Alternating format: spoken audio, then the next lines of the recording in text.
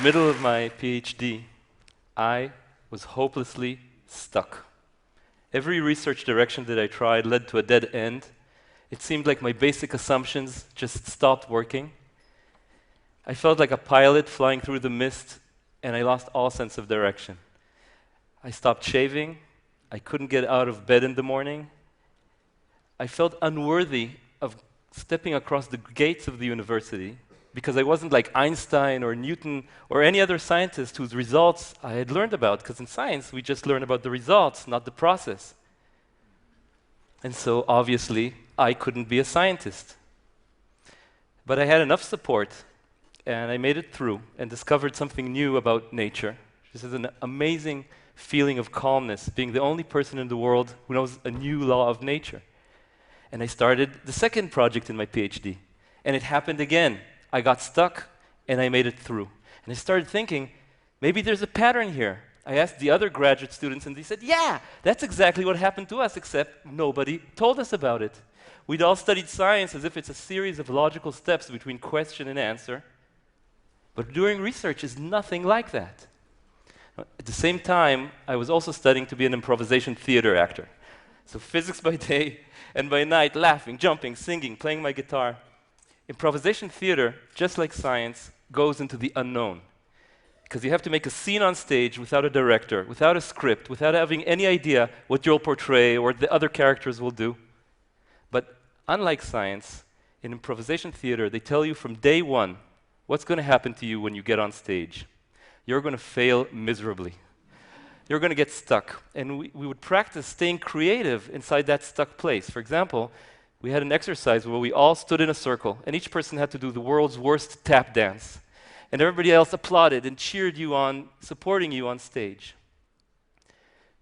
When I became a professor and had to guide my own students through their research projects, I realized again, I don't know what to do. I'd studied thousands of hours of physics, biology, chemistry, but not 1 hour, not one concept on how to mentor, how to guide someone to go together into the unknown, about motivation. So I turned to improvisation theater, and I told my students from day one what's going to happen when you start research. And this has to do with our mental schema of what research will be like.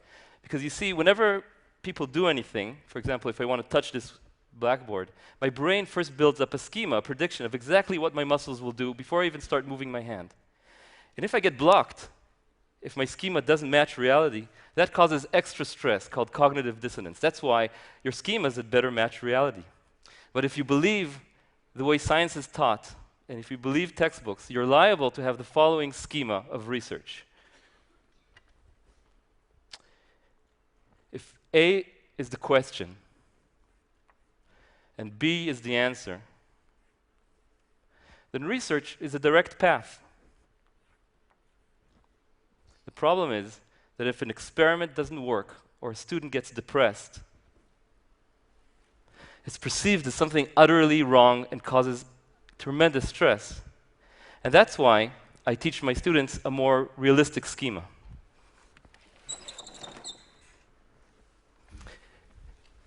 Here's an example where things don't match your schema.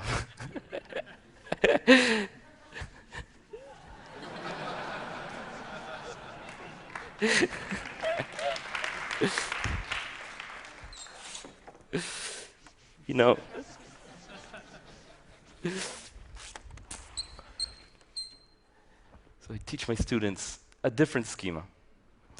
If A is the question, B is the answer,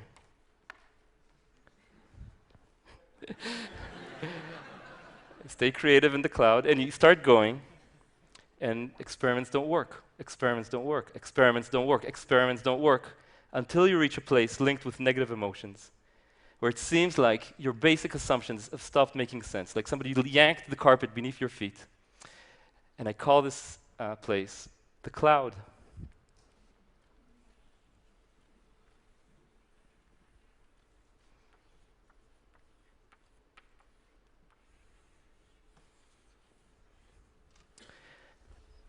Now, you can be lost in the cloud for a day, a week, a month, a year, a whole career. But sometimes, if you're lucky enough and you have enough support, you can see in the materials at hand, or perhaps meditating on the shape of the cloud, a new answer. See, and you decide to go for it. And experiments don't work, but you get there. And then you tell everyone about it by publishing a paper that reads A arrow C, which is a great way to communicate, but as long as you don't forget the path that brought you there. Now, this cloud is an inherent part of research, inherent part of our craft, because the cloud stands guard at the boundary.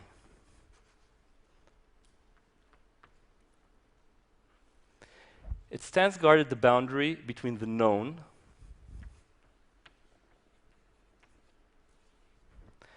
and the unknown.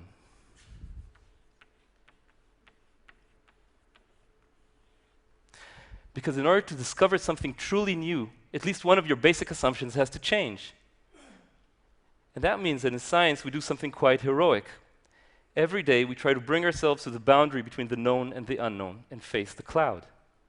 Now notice that I put B in the land of the known, because we knew about it in the beginning. But C is always more interesting and more important than B.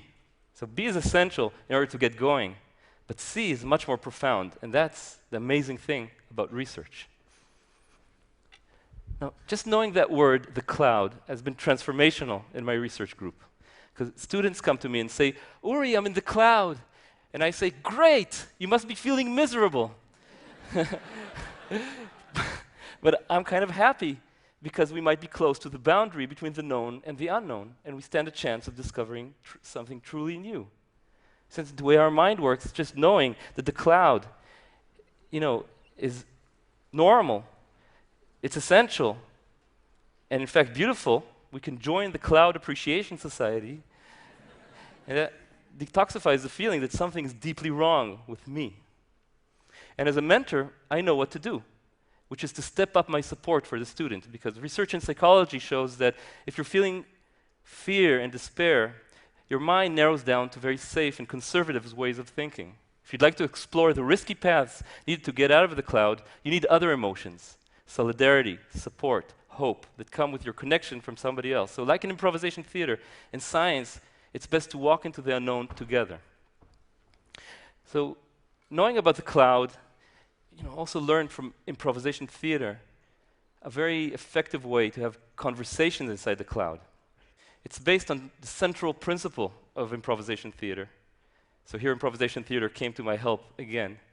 It's called saying yes and to the offers made by other actors.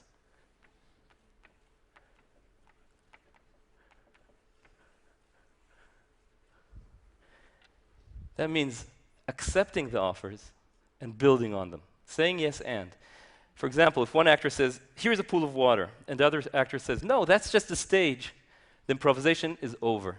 It's dead, and everybody feels frustrated. Saying, that's called blocking. If you're not mindful of communications, scientific conversations can have a lot of blocking. Saying yes and sounds like this. Here's a pool of water. Yeah, let's jump in. Look, there's a whale. Let's grab it by its tail. It's pulling us to the moon. So saying yes and bypasses our inner critic. We all have an inner critic that kind of guards what we say, so people don't think that we're obscene or crazy or unoriginal. And science is full of fear of appearing unoriginal. Saying yes and bypasses the critic and unlocks hidden voices of creativity you didn't even know that you had, and they often carry the answer about the cloud. So you see, knowing about the cloud and about saying yes and made my lab very creative. Students started playing off of each other's ideas, and we made surprising discoveries in the interface between physics and biology. For example, we were stuck for a year trying to understand the intricate biochemical networks inside our cells. And we said, we are deeply in the cloud. And we had a playful conversation where my student Shai Chanol said, well, let's just draw this on a piece of paper, this network. And instead of saying, but we've done that so many times and it doesn't work, I said, yes, and let's use a very big piece of paper. And then Ron Milo said, let's use a gigantic architect's blueprint kind of paper, and I know where to print it. And we printed out the network and looked at it, and that's where we made our most important discovery, that this complicated network is just made of a handful of simple repeating interaction patterns, like motifs in a stained glass window, We call them network motifs, and they're the elementary circuits that help us understand the logic of the way cells make decisions in all organisms, including our body. Soon enough, after this, I started being invited to give talks to thousands of scientists across the world, but the knowledge about the cloud and saying yes and just stayed within my own lab. Because you see, in science, we don't talk about the process, anything subjective or emotional. We talk about the results. So there was no way to talk about it in conferences. That was unthinkable. And I saw scientists in other groups get stuck without even having a word to describe what they're seeing. And their ways of thinking narrowed down to very safe paths. Their science didn't reach its full potential, and they were miserable. I thought, that's the way it is. I'll try to make my lab as creative as possible, and if everybody else does the same, science will eventually become more and more better and better. That way of thinking got turned on its head when by chance I went to hear Evelyn Fox Keller give a talk about her experiences as a woman in science. And she asked, why is it that we don't talk about the subjective and emotional aspects of doing science? It's not by chance. It's a matter of values. You see, science seeks knowledge that's objective and rational. That's the beautiful thing about science. But we also have a cultural myth that the doing of science, what we do every day to get that knowledge, is also only objective and rational, as like Mr. Spock. And when you label something as objective and rational, automatically the other side, the subjective and emotional, become labeled as non-science or anti-science or threatening to science, and we just don't talk about it. And when I heard that science has a culture, everything clicked into place for me, because if science has a culture, culture can be changed. And I can be a change agent working to change the culture of science wherever I could. And so the very next lecture I gave in a conference, I talked about my science, and then I talked about the importance of the subjective and emotional aspects of doing science and how we should talk about them. And I looked at the audience, and they were cold. They couldn't hear what I was saying in the context of a 10 back-to-back PowerPoint presentation conference. And I tried again and again, conference after conference, but I wasn't getting through. I was in the cloud. And eventually, I managed to get out of the cloud using improvisation and music. Actually, since then, every conference I go to, I give a science talk and a second special talk called Love and Fear in the Lab.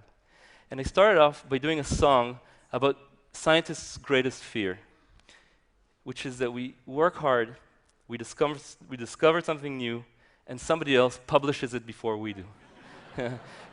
We call it being scooped. And being scooped feels horrible. It makes us afraid to talk to each other, which is no fun because we came to science to share our ideas and to learn from each other. And so I do a blues song, which called Scooped Again. And I ask the audience to be my backup singers. And I tell them, your text is scoop, scoop. Sounds like this. Scoop, scoop. Sounds like this. I've been scooped again. Scoop, scoop. And then we go for it. I've been scooped again. Scoop, scoop. I've been scooped again. I've been scooped again. I've been scooped again. Oh, Mama, can't you feel my pain? Heavens help me, I've been scooped again.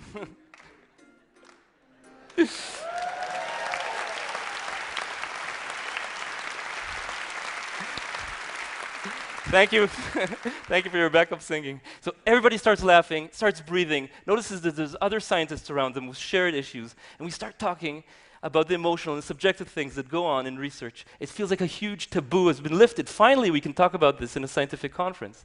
And scientists have gone on to form peer groups where they meet regularly and create a space to talk about the emotional and subjective things that happen as they're mentoring, as they're going into the unknown, and even started courses about the process of doing science, about going into the unknown together, and many other things. So my vision is that just like every scientist knows the word atom, that matter is made out of atoms, every scientist would know the words like the cloud, saying yes and science will become much more creative, make many, many more unexpected discoveries for the benefit of us all, and will also be much more playful. And what I might ask you to remember from this talk is that next time you face a problem you can't solve in work or in life, there's a word for what you're going to see, the cloud. And you can go through the cloud, not alone, but together with someone who's your source of support to say yes and to your ideas, to help you say yes and to your own ideas. To increase the chance, well, through the wisps of the cloud, you'll find that moment of calmness where you get your first glimpse of your unexpected discovery, your sea. Thank you.